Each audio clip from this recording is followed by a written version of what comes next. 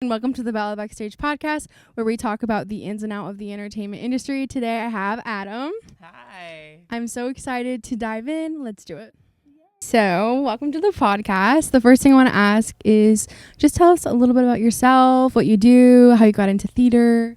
Well, first of all, thank you so much for inviting me to Of do course. this. This is so exciting. When I got your message, I couldn't even believe somebody was asking me to be a guest on their podcast. That's not a normal thing, especially as, I'm just here. I'm just trying to do the thing. I'm hopefully gonna get to do these kind of things in the future, but I didn't think it would be, this year. So it's a beautiful start, and I'm just so thankful and happy that I could be Of with course. you in this space. And yeah.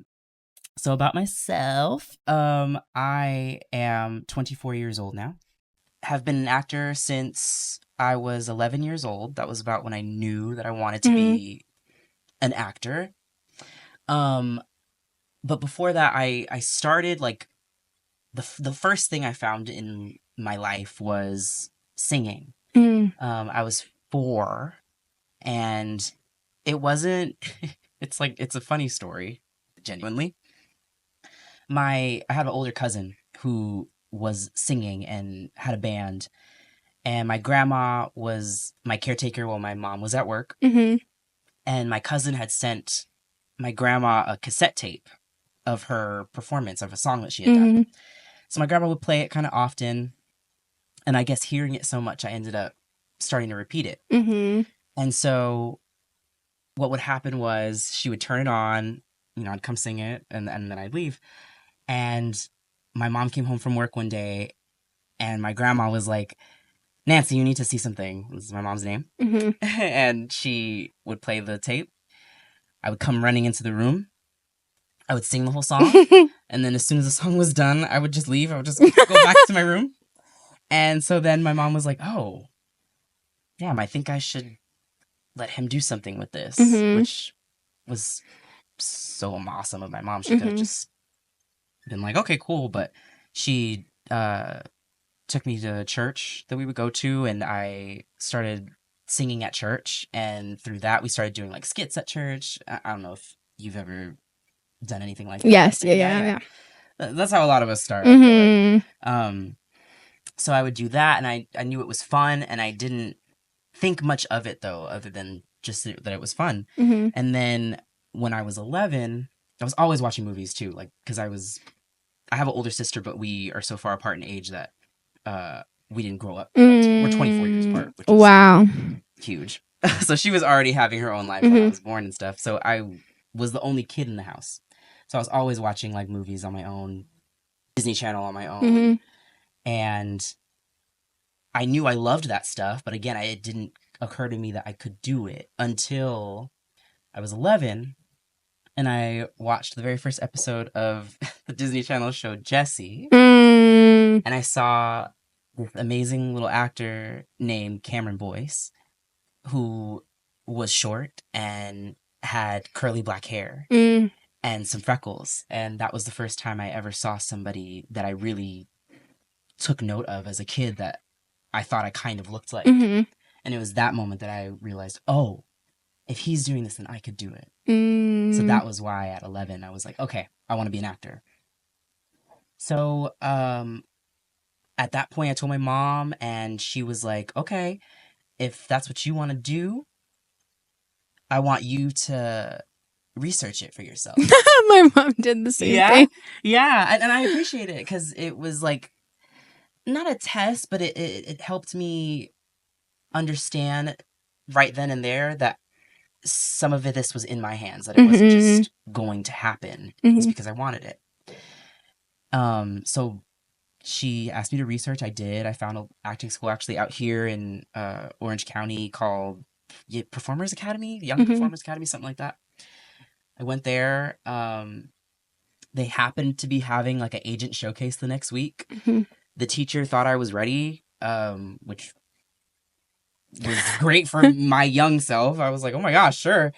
I did it. I found an agent very quickly and started auditioning for TV and film stuff right about then. What have been some of your favorite roles that you've played in live theater or in film or commercials? Any of those type of things? Yeah. Lovely question. I think my favorite, kind of without a doubt at the moment, was playing Angel in Rent at the Chance last summer. That was just, you can't buy like certain experiences that you'll have as an artist, or you can't like falsify them, I think is what I mean to say. And that experience was just the best time. And playing this character that I had known of Rent for a long time. Actually, this is another funny story. So my older sister, who's 24 years older than me, is a huge Rent head. Like, it's her favorite. She likes musicals and stuff, but Rent is without a doubt her favorite everything. Like, musical, movie. She was always watching it. And when I was a kid, so she lives in Virginia because she became a lawyer. And so me and my mom would go visit her, usually for Christmas time and New Year's.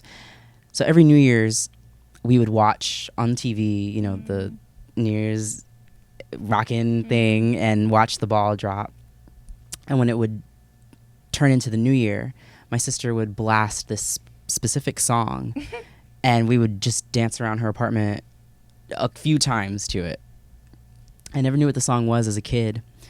And then I became a teenager and my mom finally kind of let me in on that.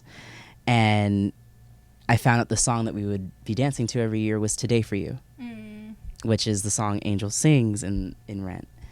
And when the time came to audition for it, I actually, to the Chance, my high school teacher used to work there.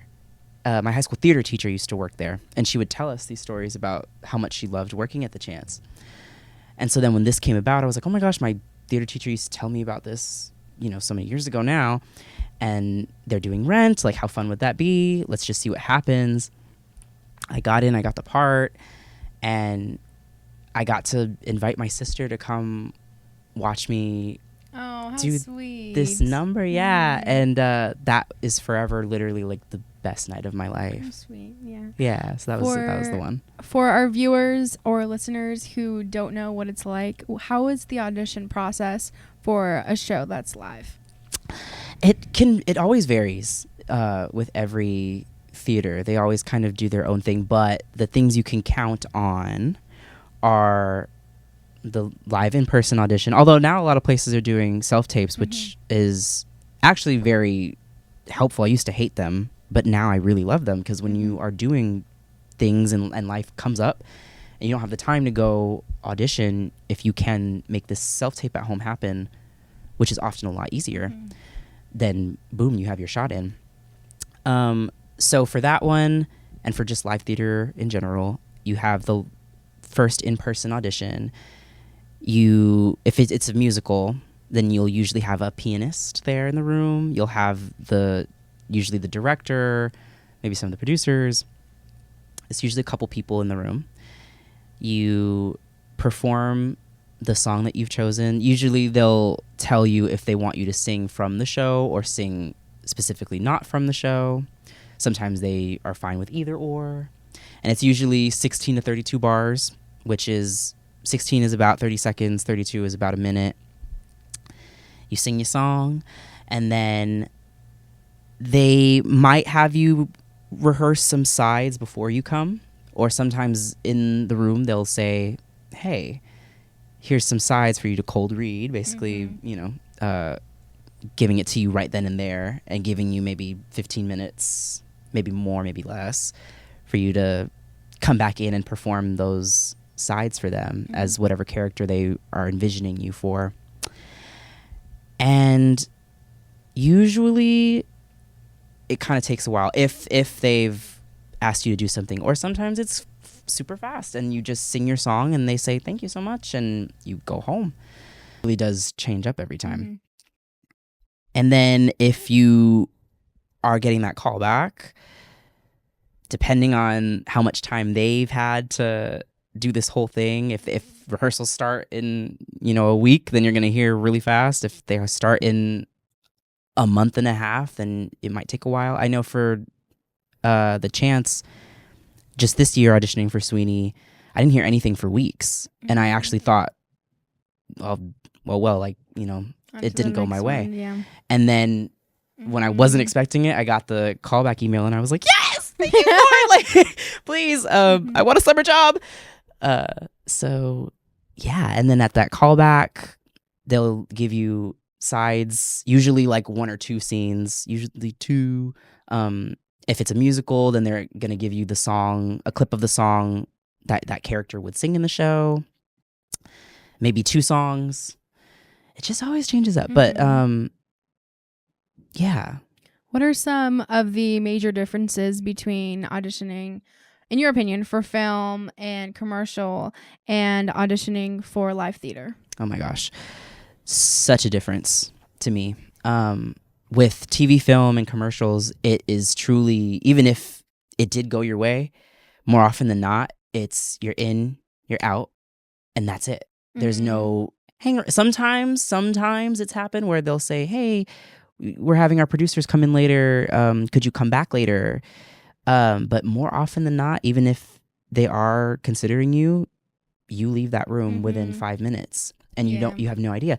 And they are often they're nice, but you don't get that connection as much. I feel like with them as you do in a theater audition. In a theater audition, in my experience, they introduce themselves. Sometimes they talk about what their vision was for the show or anything like that. And I just feel more of a relationship growing with a theater, casting room versus TV, film, just because they're seeing so many people in TV, film, and commercials. So it's just slightly less personal, I guess, is the difference. Yeah. I feel like a lot of theater is more like personal, and the amount of friendships and relationships you make in a theater setting versus film is like very noticeable, and some people don't understand that until they're in a theater space and do a show or do a run or whatever. But yeah, totally. I mean, it's just theater is just such a personal, you have to know these people, and weeks of rehearsal more often than not. And I'm so grateful for it. I realize that I need as much time as possible more often than not to feel good about what I'm going to put on the stage. Whereas TV, film, if you get the gig, there is no rehearsal like with the team. There's you rehearsing on your own, and then you show up and you are trusted to do the thing. But I love rehearsal for theater, because how else am I getting the time to work with my scene partner? Yeah. Other than just showing up the day of and hoping that we're both there. It's hard. Yeah, I very much agree on that end. And I haven't done a live theater show like performance wise since I was super, super young. Stage management wise, it's just impossible for me to do a show without that connection to these people and the director and what the visions are, and then making it my show and bringing that to life. So I completely understand what you're talking about. And a lot of people I've talked to about theater are like, what's a stage manager? I'm like, stage manager runs the show. Like, we are the central nervous system of the show. You're the brain. Yeah. You're like, and it's true. I mean, it wouldn't go on without you, period. It's 2 very different muscles. It's 2 very different skills to master, I think, for sure. And you can do them both, but they're definitely different. And you need to know that everybody usually knows this. If you are interested in acting in any way, you usually are doing some kind of research and you're hearing some stuff. So this might not be new, but if it is, theater acting is generally so much different than on-screen acting, because theater, you are playing to a big room and everybody needs to hear you from the very back to the very front, and they need to know. Yeah, it's very expressive as very well. It's dare I say over expressive, but not because it's not necessary. Whereas TV, film acting, it's a little more that is subtle. gone. It's just realism and realism alone, and it's beautiful, but it's a very different muscle. You do have an agent for, what do you have an agent for? I do have an agent. I have an agent for TV film. Yeah, well, theatrical. And that was insane to me. I literally 3 years before then asked for somebody to see me in theater specifically. And that came about, and he is everything you should have in an agent. Like, I feel like I can talk to him about anything. I know I can reach out to him. He's looking out for me. He's getting me in rooms that I never was getting into with my previous representation with the same materials. Like, I didn't get new headshots yet. I didn't get new reel footage. And now I'm auditioning for guest star roles and like and supporting roles in. I feel that a lot, because I've had so many different reps, and I'm still going through it now. I'm submitting myself for things, and I'm getting booked. I'm getting auditions. I'm getting in those rooms, and I have at least 2 auditions a week when I'm submitting myself. So I know that my materials are good, like you're saying. I've had these materials down for like a year, and I know how to get new ones, know how to get all these different things in my package. And speaking of package, you want to have your headshots, you want to have your reel, a monologue of some sort. Your different headshots want to be different characters that you can look, so casting directors can see you in that role.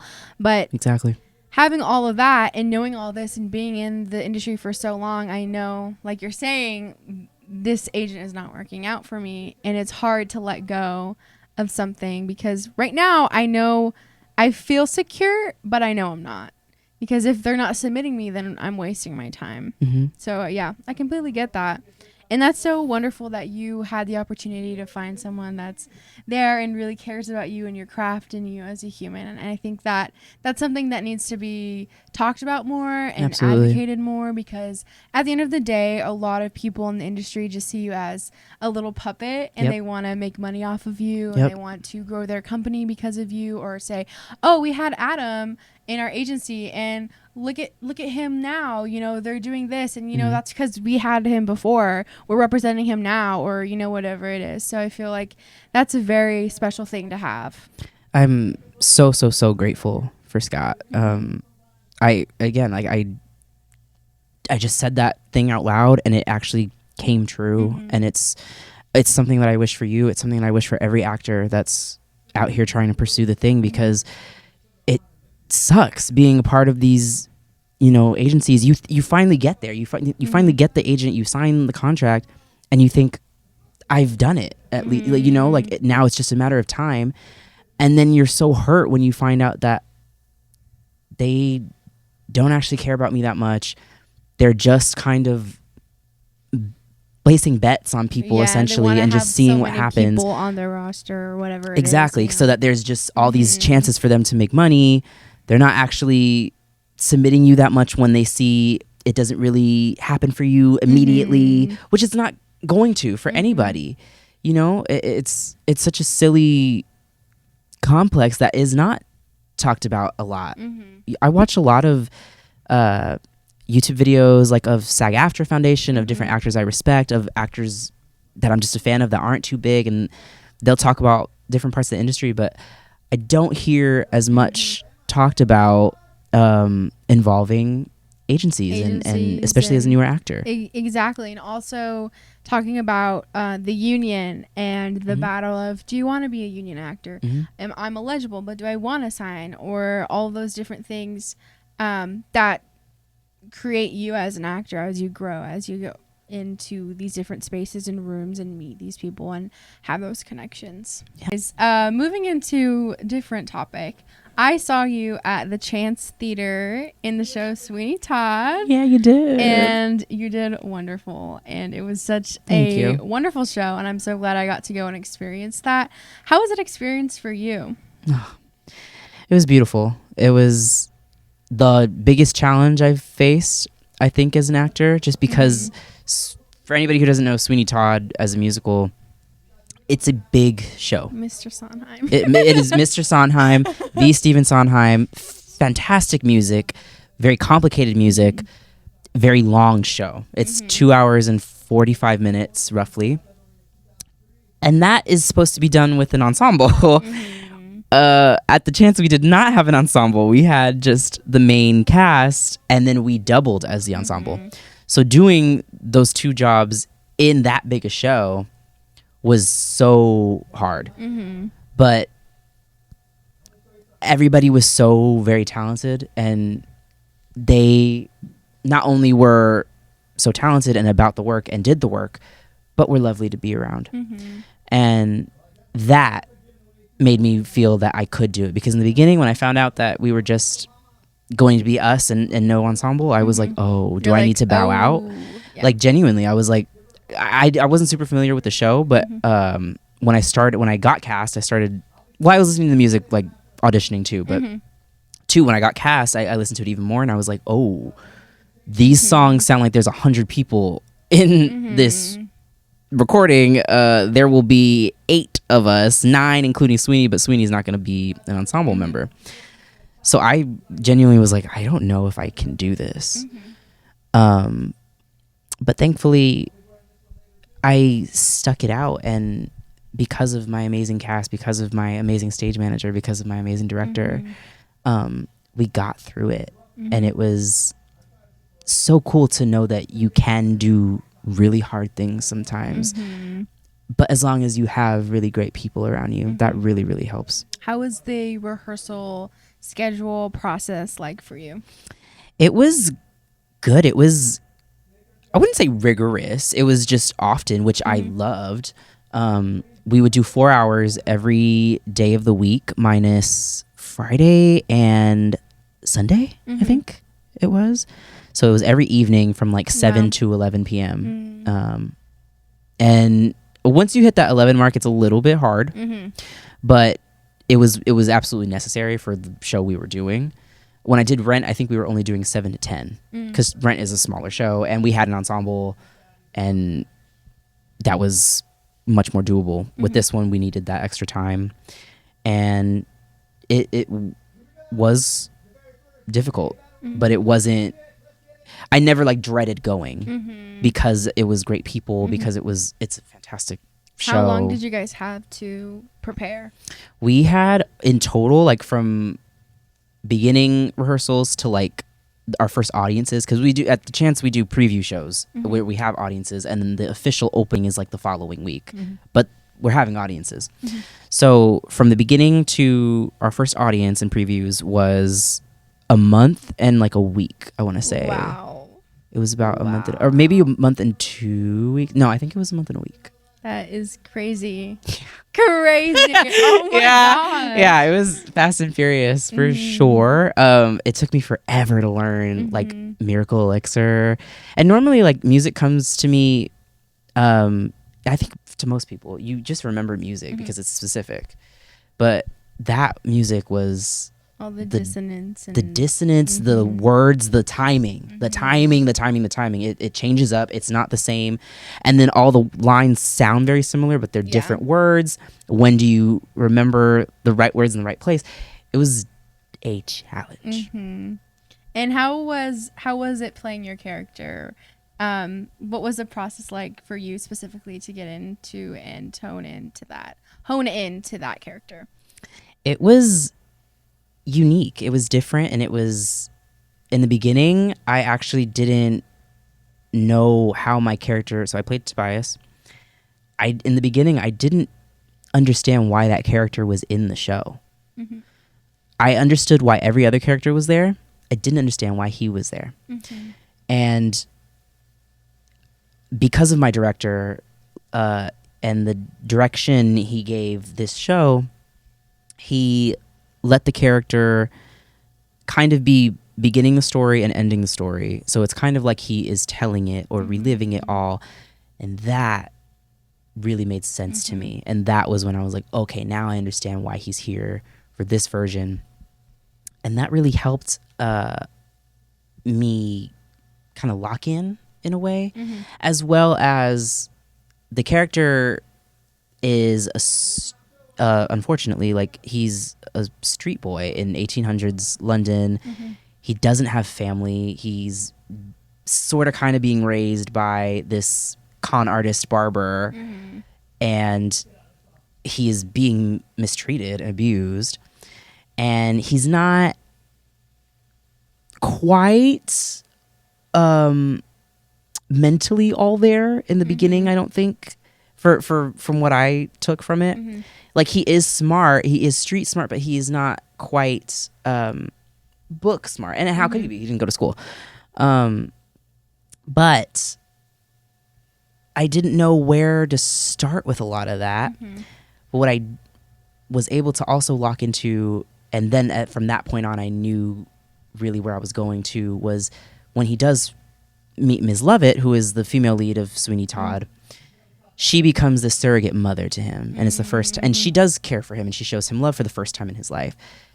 That was something that I could absolutely understand with all of my heart, because I was raised by my mother, and my mother is the greatest person in the world. And so that love between son and mother was so easy for me to understand, and that was really where I got to really start from with him. What was the prep like? Did you spend time reading? Did you watch other performances? Did you watch movies? What did you do to help your character? Yeah. I didn't watch the movie. I thought about it. But then I saw one scene from it. I saw the Joanna Act 2 sequence in the movie. And for anybody unfamiliar, in Sweeney Todd, there is a lot of murder. And specifically in that Joanna Act 2 sequence is a song. There is a lot of murders being depicted in this song. And in the movie version, those murders happen, and the way the bodies are disposed of just like was so unserious to me. They like fall to the floor and like splat. And it took away from everything to me as I was watching it. And I was like, man, I'm not going to like this movie. So I can't, like, I thought about watching it. I ended up not, especially because I knew that the character was being played by an actual child in that, and I am not. And so I didn't want to accidentally fall into trying to play him too young. I knew I wanted him to probably be like 16, 17 for my version, because I am the actor portraying him. I don't want to pretend to be 10, unless that was like the direction, but it wasn't. And I actually thought it was kind of stronger for him to be older, so that you understand that he is not quite as smart, because it makes more sense if he's older for you to be like, oh, he's not fully developed like that yet. So that just made more sense to me. And then preparation wise, I didn't watch the movie. I didn't watch any performances until like, I want to say like a few days before we started. I just decided, I was like, I didn't even think about it. But then I was like, I wonder if there's a slime tutorial of, Gaten Matarazzo doing it or whatever, or Joe Locke. And it literally came up on my TikTok, like Joe Locke performing, like Not While I'm Around. And then I was like, oh, but it's hard. Like, as an actor, you want to watch because maybe you'll be inspired in some way, but then you also are like, ooh, what if I'm subliminally copying? You want it to be your own thing, taken from your own emotions and experiences and all of that. Absolutely. And so, but I did end up watching, I just watched Not While I'm Around from Joe Locke, and I watched a little bit of Not While I'm Around from Gaten Matarazzo, not the full thing. And that actually kind of gave me freedom. I kind of realized like, oh, they are doing something different than what comes to me. And that kind of helped me trust myself in that. And I was like, okay, so what I'm doing is going to be different, and I am happy that it will be different.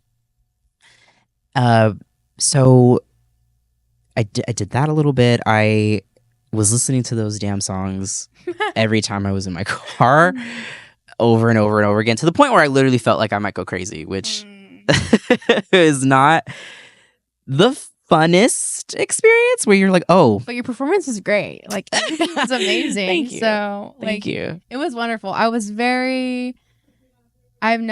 honestly never heard of the Chance Theater. I was like, there's a theater in Anaheim? Are you kidding me? Like, why did I not know about this? They're fantastic. They're amazing. I, looking it up for that assignment I had to do to come watch, I was just like, oh, well, now I know. And then I wasn't really going in with any expectations or anything because it was a new theater. I didn't really know.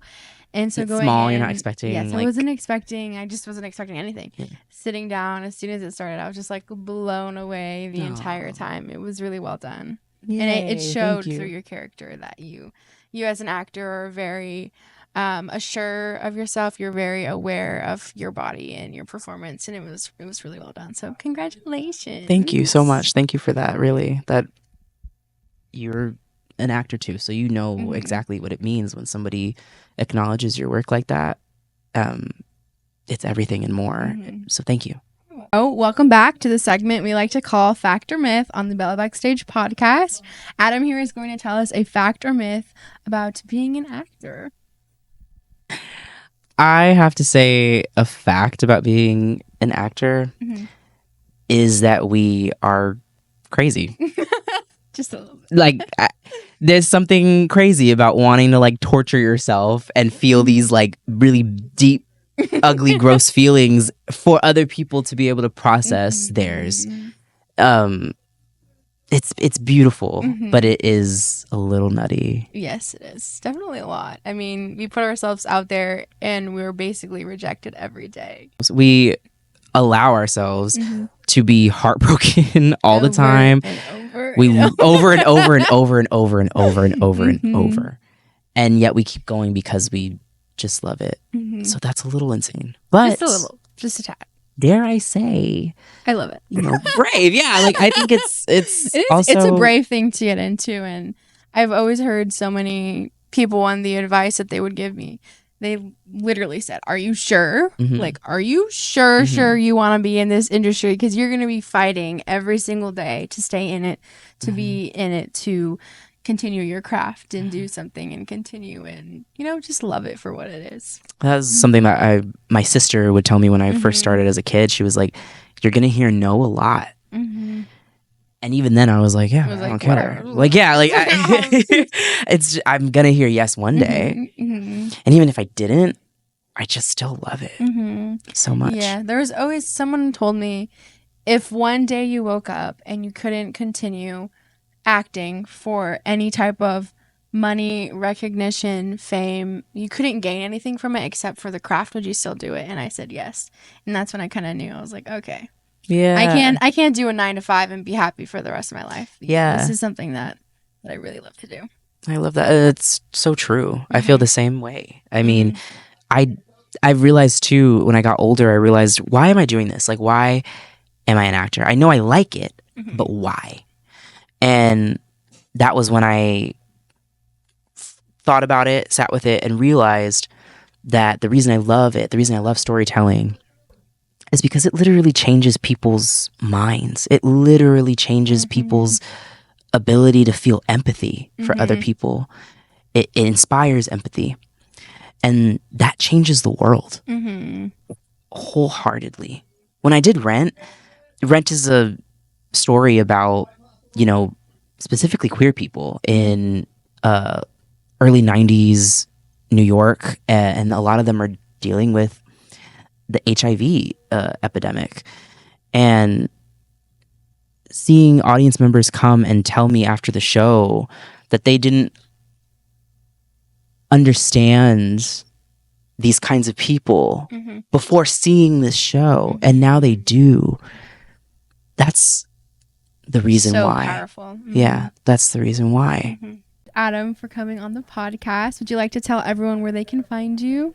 Well, thank you so very, very, very much. This has been everything and more, really. Thank you. You can find me at Adam Leiva on Instagram, ADAMLEIVA. You can find me on TikTok at Aqua Adam. I have fun on there sometimes. Thank you again for coming on the podcast. We will catch you next week on the Bella Backstage podcast on YouTube or Spotify. Bye. Thank you so very much. Cool. Yeah.